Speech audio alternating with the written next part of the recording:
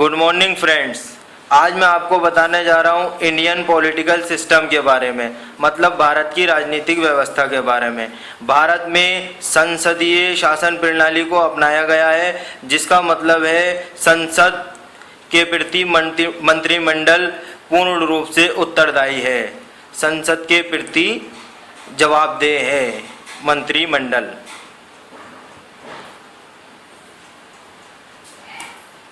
संसद, अब मैं संसद पर आता हूँ। संसद जो कि राष्ट्रपति, लोकसभा और राज्यसभा से मिलकर बनती है। राष्ट्रपति, वर्तमान में हमारे राष्ट्रपति प्रणब मुखर्जी हैं।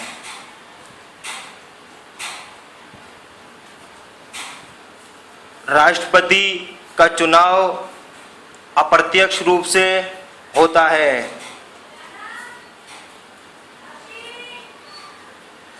जिसे हमारे एमपी और एमएलए चुनते हैं, यानी कि जिन्हें हम चुनते हैं फिर वो राष्ट्रपति को चुन लेते हैं, मतलब इनडायरेक्ट रूप से उसका चुनाव होता है।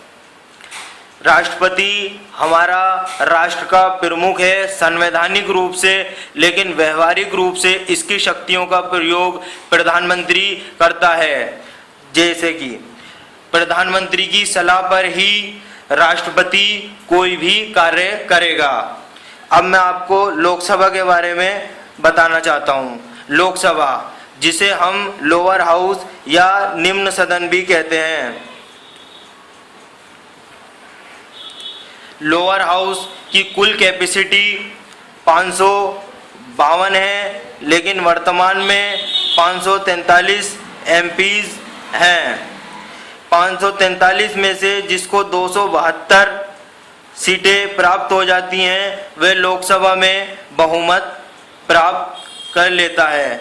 लोकसभा एक अस्थायी सदन है, मतलब कि अगर जिस दल को लोकसभा में बहुमत प्राप्त रहेगा उसकी सरकार रहेगी, अन्यथा उसकी सरकार नहीं रहेगी जब तक उसे विश्वास प्राप्त है। अब मैं आपको राज्यसभा के बारे में बताना चाहता हूँ। राज्यसभा जो कि स्थायी सदन है, यानी कि इसे कभी भी भंग नहीं किया जा सकता, और इसके एक तिहाई सदस्य हर दूसरे वर्ष सेवानिवृत्त हो जाते हैं।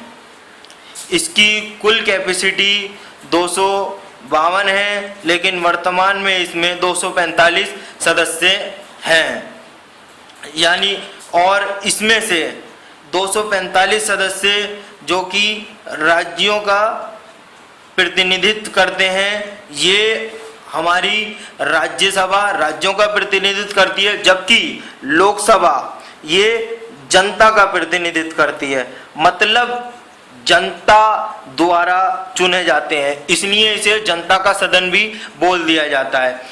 यानी कि अब इसे कोई भी 18 साल का व्यक्ति एमपीज के चुनाव में भाग लेता है और अपना एमपी चुन लेता है।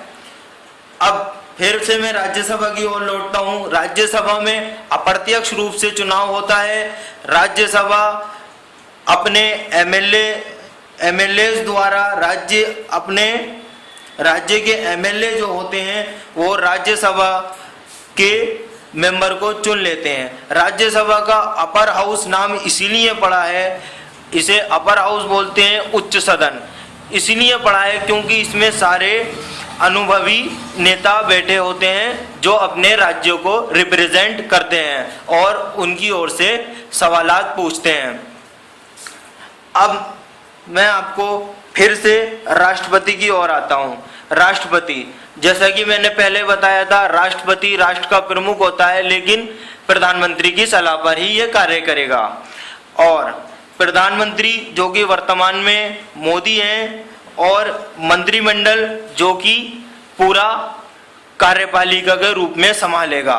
संसदीय शासन प्रणाली जो कि सबसे पहले मैंने आपको बताया था, संसदीय शासन प्रणाली में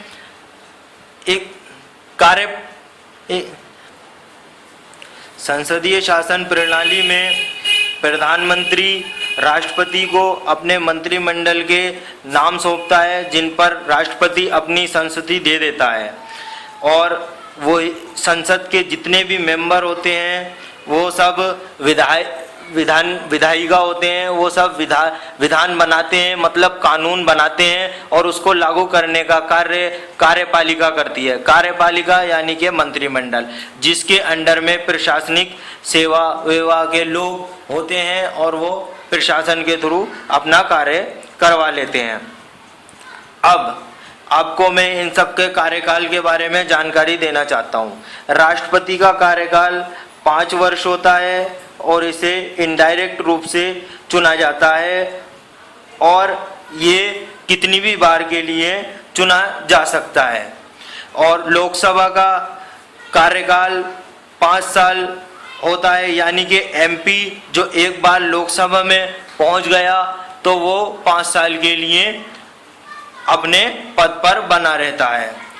और आपका राज्यसभा का जो मेंबर का कार्यकाल होता है वो 6 साल होता है, और जैसा मैंने आपको बताया 2/3 सदस्य इसके सेवानिवृत्त होते रहते हैं, और राज्यसभा एक स्थायी सदन है और लोकसभा एक अस्थायी सदन है, क्योंकि लोकसभा को भंग हो सकती है अगर सरकार के विरुद्ध अविश्वास प्रस्ताव पास हो जाता है तो सरकार को जाना पड़ता है, मतलब दूसरी सरकार का गठन हो जाता है या चुनाव होते हैं। आशा करता हूं कि जितना मैंने आपको बताया आपकी समझ आया होगा। अगर आपको इसमें कोई इंक्वायरी या ओपिनियन रखना चाहते हैं तो आप अपने कमेंट में भेज सकते हैं।